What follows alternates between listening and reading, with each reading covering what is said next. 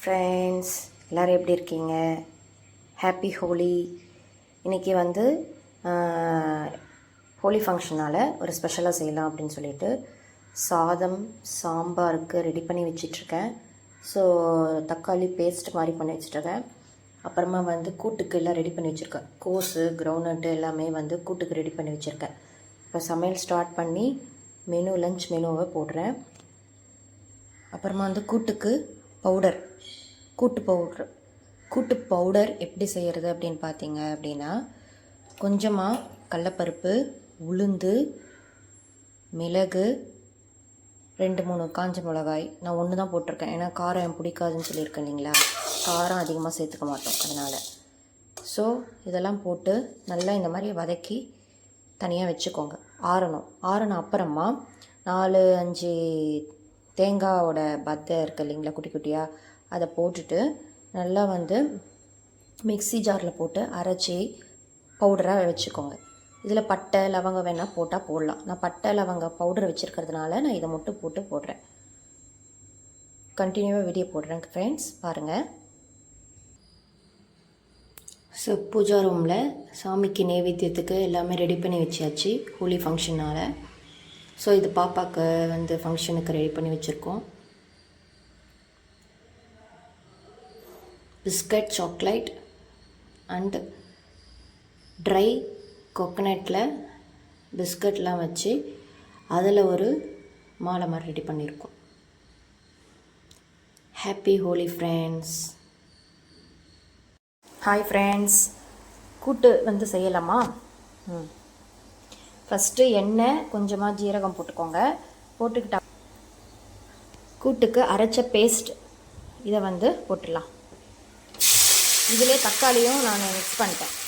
தக்காளி, தேங்காய், நான் வந்து கூட்டுக்கு அரைச்ச வந்து பொடி எல்லாத்தையுமே மிக்ஸி ஜாரில் போட்டு நல்லா பேஸ்ட்டாக இந்த மாதிரி அரைச்சி வச்சுக்கணும்.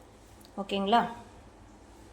இந்த மாதிரி கிளறி விட்டுக்கிட்டே இருக்கணும். கொஞ்சம் நேரம் கிளறி விடணும், ஏன்னா இல்லைனா அடி பிடிச்சிரும். உளுந்தெல்லாம் போட்டுருக்கிறதுனால அடி பிடிச்சிரும். ஸோ அதனால் கொஞ்சமாக கிளறி விட்டுக்கிட்டே இருங்க. கிளறி விட்ட அப்புறமா நல்லா இந்த மாதிரி கொதி வரணும். மேலே வந்து கொதி புட்னு ஒரு மாதிரி கொதி வரும். இந்த கோஸும் கிரவுண்ட்நட்டும் ரெண்டுத்தையும் வேக வச்சாச்சு. வேக வச்சதை நாம் இதில் போட்டுடுறோம். போட்டுட்டு நல்லா வந்து மிக்ஸ் பண்ணிவிடுங்க. எல்லா பக்கமும் மிக்ஸ் பண்ணி விட்டுருங்க.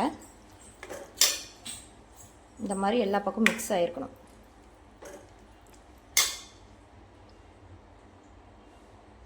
ஸோ நல்லா வந்து கொதி வரணும். நல்லா கொதி வந்த உடனே அப்படின்னா பருப்பு, கொஞ்சோண்டு வேக வச்ச பருப்பை வந்து இதில் போட்டுக்கோங்க. போட்டுட்டு பருப்பு வந்து நம்மளோட இதுதான், பிடிச்சா போடலாம், அப்படி இல்லைன்னா கோஸும் கிரவுண்ட்நட் மட்டுமே போட்டாலும் போடலாம். அதுக்கப்புறமா பருப்பு போட்ட அப்புறமா நல்லா வந்து கிளறி விட்டுடுங்க. எல்லா பக்கமும் நல்லா கிளறி விட்டுட்டிங்கன்னா நல்லா கூட்டு வந்து கெட்டியாக வந்து நல்லா இருக்கும்.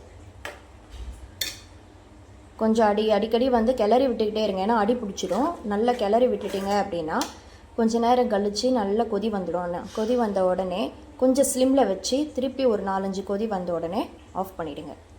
ஆஃப் பண்ணிவிட்டு சாதத்துக்கு தொட்டுன்னு சாப்பிட்டா சூப்பராக இருக்கும். Thank you friends. இன்றைக்கி வீடியோ பார்த்தோம். நெக்ஸ்ட்டு வந்து லன்ச்சு வந்து கட்டுறத, மார்னிங் இதுவும் பிரேக்ஃபாஸ்ட் அண்ட் லன்ச் கட்டுறதை பார்க்கலாம். லன்ச் அண்ட் பிரேக்ஃபாஸ்ட் பார்க்கலாமா? பிரேக்ஃபாஸ்ட் வந்து curd rice with onion. Next lunch வந்து பார்த்திங்கன்னா கூட்டு, கோஸ் கூட்டு, பெப்பர் ரசம், உருளைக்கிழங்கு பொரியல், லட்டு, ஸ்வீட் வந்து இன்றைக்கி ஹோலி பண்டிகைனால ஸ்வீட் வந்து லட்டு, தேங்காய் பிஸ்கட், பாப்பாவுக்கு பருப்பு சாதம், உருளைக்கிழங்கு பொரியல்.